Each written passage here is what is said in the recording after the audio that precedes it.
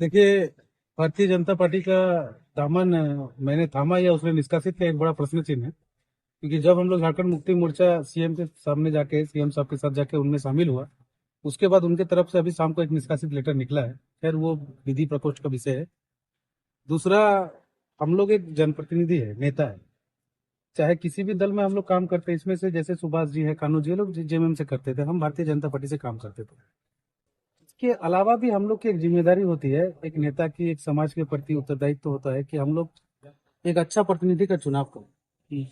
आप लोग मीडिया के माध्यम से हम एक जनता से गुजारिश करना चाहते हैं, आप लोग दोनों प्रत्याशी में से जो अच्छा प्रत्याशी, आप लोग उसको वोट कीजिए, जो विकास कर सके, जो घाटशिला के जनता को समझ सके, जिससे सीधा जुड़ाव हो।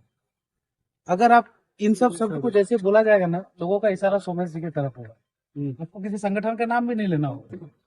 जब लगातार एक संगठन के तरफ से इस तरह का चुनाव होने लगे ना, तो हम जैसे कार्यकर्ता मायूस हो जाते हैं।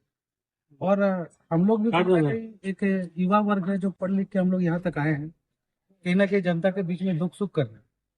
अगर हम लोग अपने उम्मीद से देखें, तो सिर्फ और सिर्फ इसीलिए किसी को सपोर्ट करना है कि वो मुख्यमंत्री का धरोहर है, उसको जिताना जरूरी है, तो ये कहीं ना कहीं अंतरात्मा को एक चोट करता है। तो हम लोग को ऐसा जनप्रतिनिधि चाहिए था जो इस क्षेत्र का विकास कर सके। दूसरा, झारखंड मुक्ति मोर्चा का दामन संभालना, बहुत सारे सवाल पत्रकार भाई साहब के या मीडिया के माध्यम से आ रहा है।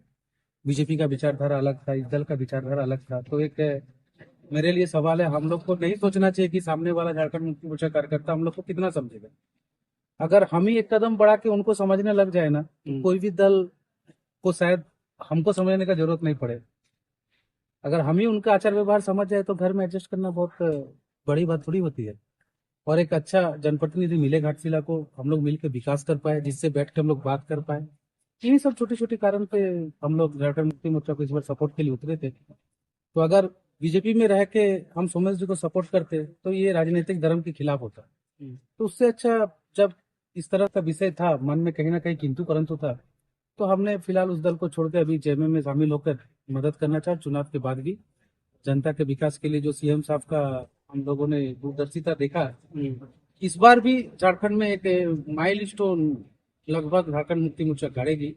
और हम लोग एक गर्व के साथ उदाहरण देंगे कि हेमंत जी का सोच और उनके दूरगामी विकास कार्यक्रम का एक स्वागत हम लोग को करना चाहिए।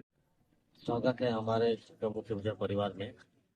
और एक इस तरह बताएं कि पढ़े लिखे नौजवान, अब नौजवान ही एक बता रहे कि एक कैंडिडेट अगर नौजवान पढ़े लिखा हो तो उसका असर क्या है, वह क्या हो सकता है और आगे क्या कर सकते हैं, यह आपसे बेहतर कौन जान सकता है। आशा करते हैं इनके उम्मीद हम लोग खरा उतरे और इस विधानसभा का आगे भविष्य में बेहतर से बेहतरीन काम कर सके। धन्यवाद। और इस